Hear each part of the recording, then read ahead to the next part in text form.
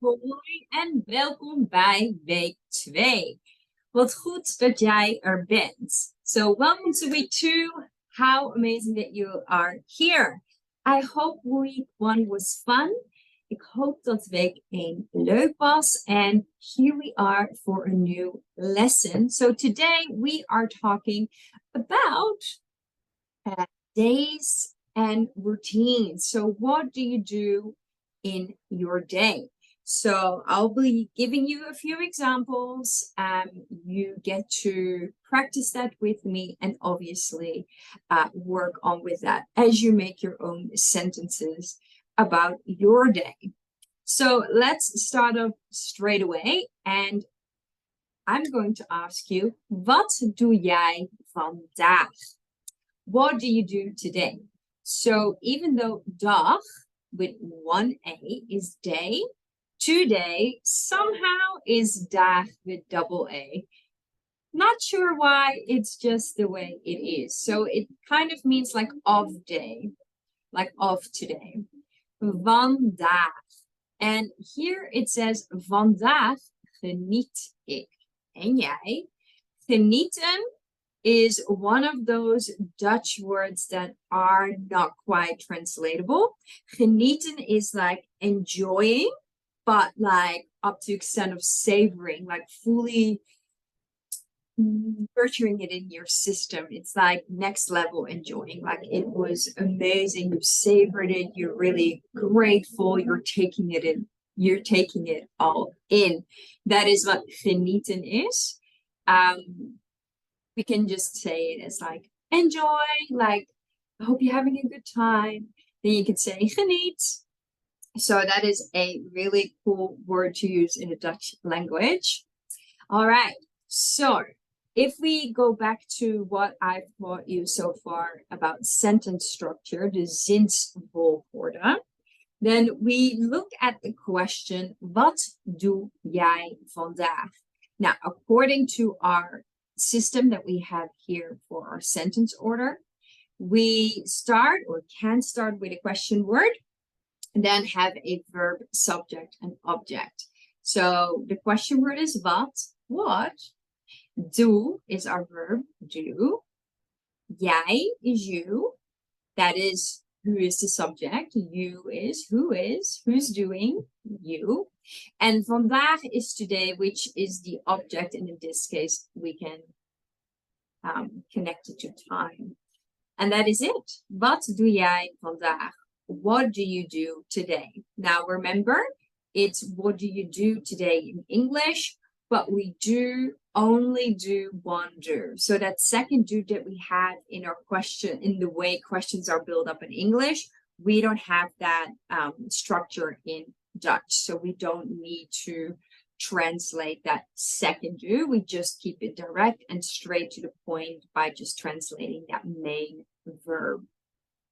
All right. So if I'm asking you, wat doe jij vandaag? You could say things like, I drink coffee, I go to work, I'm going to exercise. So are you able to already translate these simple sentences, especially the first one where you know what I is, drink is the same, and coffee basically too. So let's have a try. Do you remember what I is? I hope you're right. It's ik. Then we do have the same word for the icon bar, except we do want to have that bit of a Dutch twang to it. So ik drink and then koffie. Ik drink koffie. So different spelling, tiny bit of a different pronunciation, but pretty similar. All right, I go to work.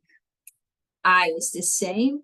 Go is the full verb is gaan. And to match with ik, we say ga. I'll be teaching you more about the verb distinguishing and matching later on this week. So stay tuned for that. For now, I go means ik ga. If you want to translate to as in towards, we say naar. So to is naar. And work rhymes with twerk and minus the T, which is then with our pronunciation, werk. Not work, but werk. I really want to hear that F there. Ik ga naar werk.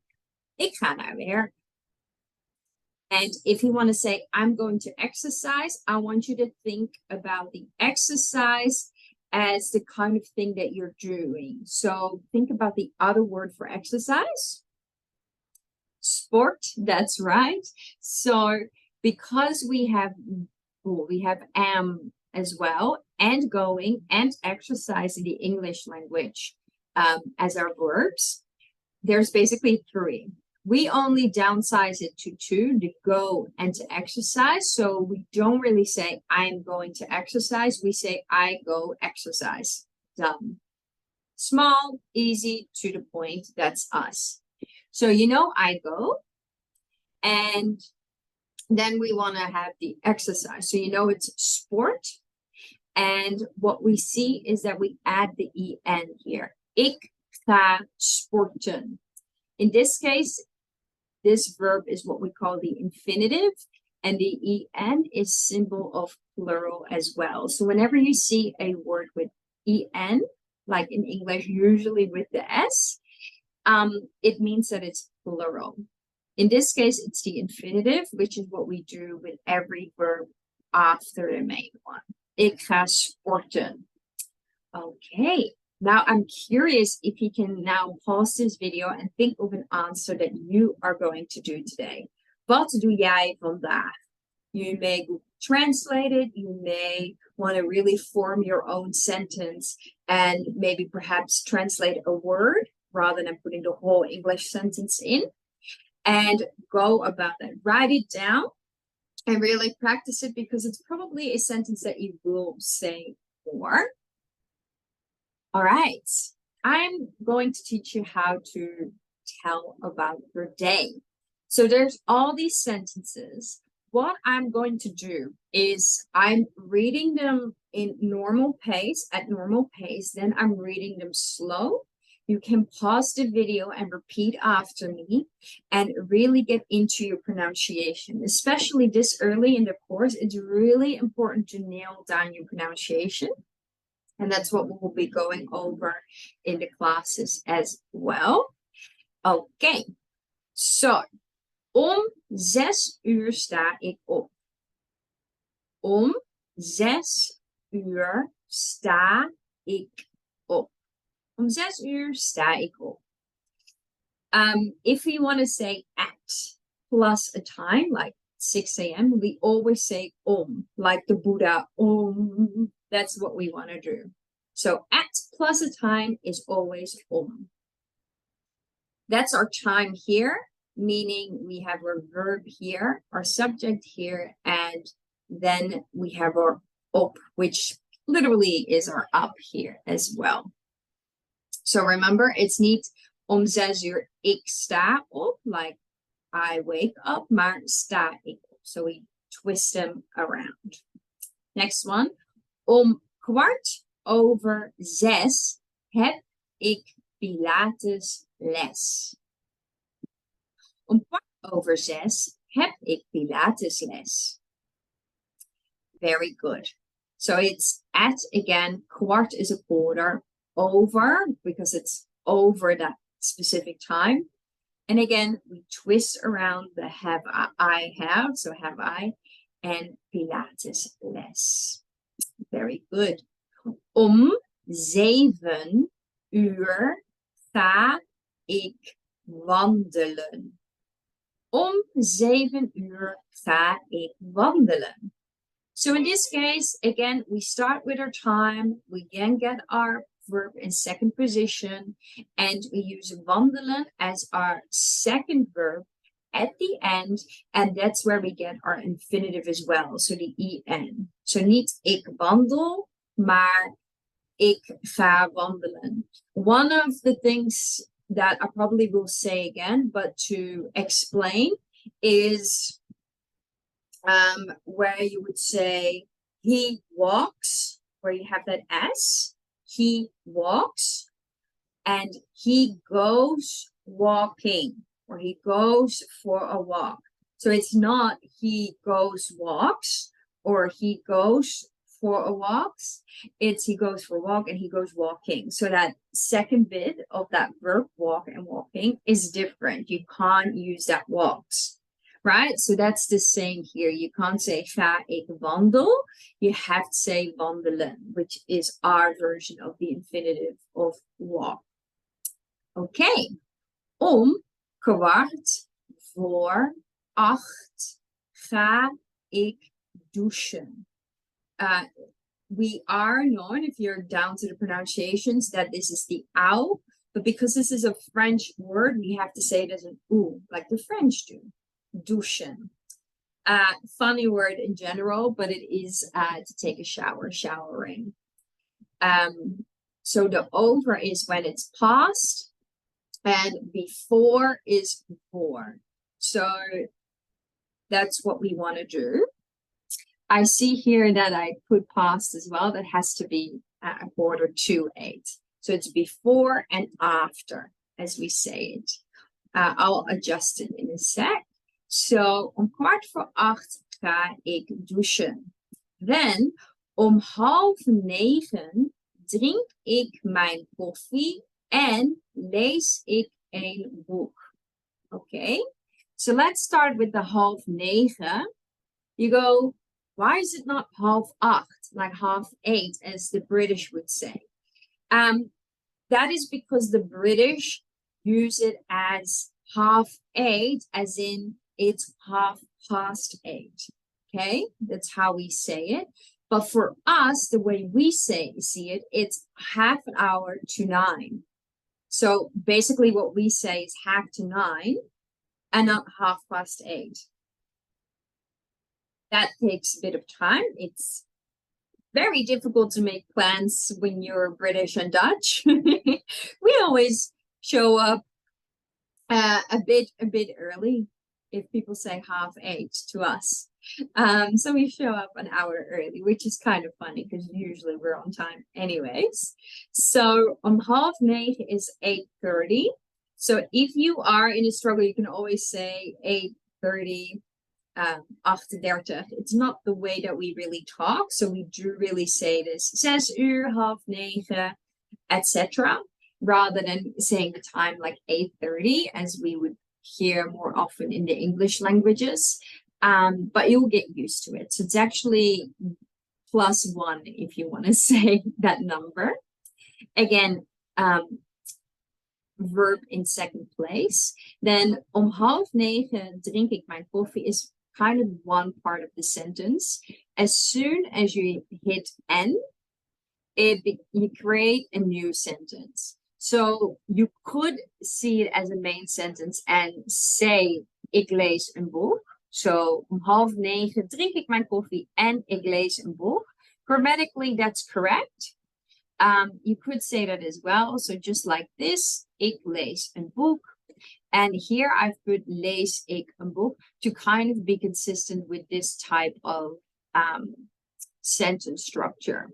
So both after and are correct. You could keep it the same, so ik lees, or you could keep it consistent with the first part of the sentence and inverse it. So lees ik. Both are correct after and. That's really important. Depending on the conjugation word that you use, it might change. Again, om 9 uur begin ik met werken. Om 9 uur begin ik met werken. So we say with work because we don't have the working combination. So this is basically our phrase of how we say it. So that's the thing as well. Sometimes you can translate things directly. And that's what I do as well when I learn languages, right? Like I translate things directly from either English or Dutch, and I just go with it because those are my base languages. I'm proficient in them, so it makes it easy to kind of combine them and just like blurt something out, and then somebody will correct me or I'll Google translate it and it will tell me. Sometimes you just have to learn the phrase and just like, okay, well, if I want to say I begin work, I just say this. But met is considered with. Ik ontbijt altijd om 10 uur. Ik ontbijt altijd om 10 uur. Ontbijt is breakfast, as in the breakfast. So het ontbijt, the noun. But in comparison to English, we use ontbijt as a verb as well. So what we are saying is, I breakfast at 10 a.m. So we use that as a verb. Altijd is always. Tijd is considered time. So it's all the time, basically. Altijd. Next one. Ik eet lunch samen met mijn partner. So this is basically a literally translated sentence. So a new one is samen. So kind of like the same. You're together. You're in the same place. Again, met is with. And then the other words, I think we already gone over them. So that should be pretty good. Next one. Soms werk ik tot laat. Soms werk ik tot laat. So again, I've really used the time part of the sentence first. And even here, I used I, but again, as you can see, the verb is in second place. So again, keep that in mind. Soms is sometimes, so it's basically an abbreviation. You could see it as a Aussie way or abbreviation way of making the word shorter. So it's a really fun one to remember. Sometimes to soms. Werk ik tot is until, and like tot ziens, and laat is late. Okay. Vaak ga ik met vrienden uit eten. So this is a bit of a different phrase. So vaak is often. And then we go to ga, so I go with friends. So friends is plural, and here we have our en, which is plural as well. Out food or out eating. That's what we say, out eating. So to go out eating, that's how we say it. So I go out eating, I go out dancing, I go out blah, blah, blah. That is our way of going about this sentence. Ik ruim elke dag mijn huis op. Ik ruim elke dag mijn huis op. Okay, so opruimen is to tidy up. In this case, the up is part of the tidying. You need it together to kind of make that tidying up a thing. And the same is for us. You might remember that I said if we have our main verb, in this case, ruim, it goes in second place. If we have more than one, so 2, 3, whatever, it goes right at the end. So this is new. Op is officially grammatically a preposition, but because it's part of the verb, we put it at the end. So I tidy every day my house up. Also, every day, elke dag is directly after the verb because the time goes before the manner or the place. So we put the time first. Yes, you can also start with elke dag like this. Then it becomes elke dag ruim, second place, ik mijn huis op. And not elke dag ik ruim mijn huis op. Okay. Very, very important. Om 10 uur ga ik naar bed. Om 10 uur ga ik naar bed. Now, can we try and pause it so you have enough time to answer? Say, I go to bed at 10 p.m. How would you say that? That would be, ik ga om 10 uur naar bed. Om 10 uur goes first, is time. Naar bed goes last because location. I hope that makes sense now that we've practiced it way more. Lastly, ik val in slaap om 10:30. Ik val in slaap om 10:30. So I fall in sleep at, again, 11:30, so 10:30, basically. Also, really good to make sense of this one. Usually, if we have an F in English, it changes into a V in Dutch. And we never ever, unless the word is not Dutch, have a double consonant at the end of a word.